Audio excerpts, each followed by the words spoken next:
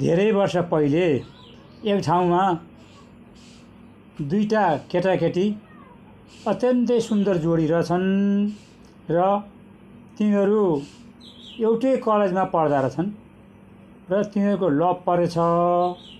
यहाँसम्म कि एक आपसमा छुट्टिन नसक्ने भएछन् र अनि ती केटीको बानी चाहिँ अलि घुर्क्याउने बानी रहेछ उनको र उनले धेरै प्रकारका अनावश्यक मागहरू राख्न थालेछन्। यहाँसम्म कि तिमी मसँग प्रेम गर्छौ भने बिहा गर्छौ भने यो शर्त पुरा गर्नुपर्छ, होइन भने मलाई धेरै केटाले मन पराएका छन्, म अरूसँग नै प्रेम गर्छु अरूसँग नै बिहा गर्छु भनेपछि ती केटालाई बोर भएछ र एक्लै हिँड्न थालेछन्।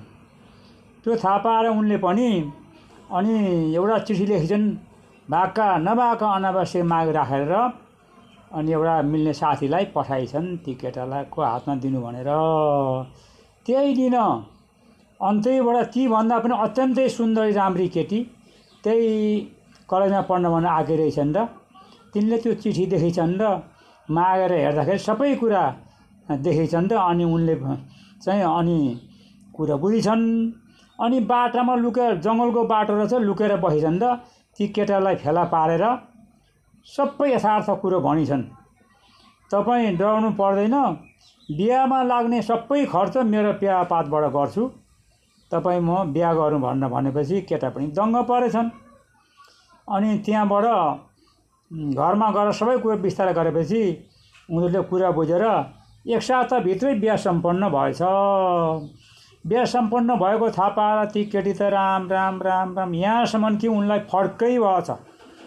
अनि रुँदै हिँड्न थालेछन्, खाना खानै छोडिछन् र बुबा आमाले केटो खोजेर बिहा गरिदिएछन्। बिहा गरेर गएपछि उनको बानी त घुर्क्याउने बानी थियो, त्यो बानी बढ्दै गएपछि त्यो घरमा पनि उनले त्यही कुरा लागू गरेछन् र उनीहरूले नसक्ने भएर 1 महिनासम्म राखेछन्। त्यहाँदेखि उनलाई चाहिँ घरबाट निकालिदिएछन्। त्यहाँबाट फेरि उनले अन्तै आफ्ना खुसीले बिहा गरिछन्। त्यो घरमा पनि ऊ गएपछि 1 महिना मात्रै ठहरेछन्, 1 महिनापछि निकालिदिएछन्। त्यहाँबाट फेरि अर्कै ठाउँ बिहा गर्छु भन्न उनले अर्कै ठाउँमा बिहा गरिछन्।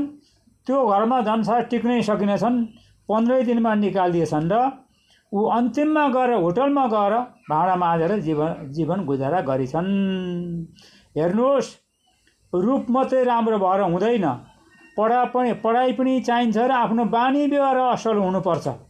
तसर्थ रूपको घमण्ड कसैले नगरौँ, आफ्नो बानी व्यवहार सपारौँ, पढाइलाई निरन्तरता दिउँ र आफ्नो छविलाई स्वच्छ बनाएर आफ्नो चाहिँ राम्रो बानी व्यवहार गरौँ। ज्योतिष राम कुमार कार्की।